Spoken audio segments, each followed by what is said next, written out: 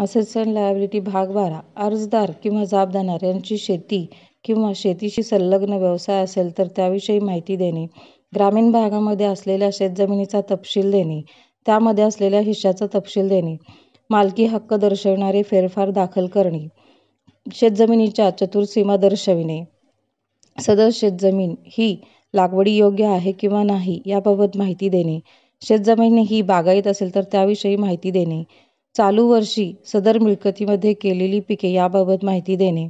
जर शेतजमीन ही लागवडीयोग्य नसेल तर तिचा वापर व्यवसाय, भाडेपट्टा अथवा इतर कारणाकरता केला असल्यास त्याचा तपशील देणे. गायी, म्हशी, शेळ्या, गुरे, कुक्कुटपालन, मच्छीपालन, मधमाशीपालन अथवा इतर कोणत्याही पशूंचे मालक असल्यास तेथून मिळणारे उत्पन्न व पशुपक्षी यांची संख्या दर्शविणे. दुग्धपालन, कुक्कुटपालन, मासेपालन किंवा इतर कोणत्याही पशुधन असल्यास त्यांचा तपशील देणे.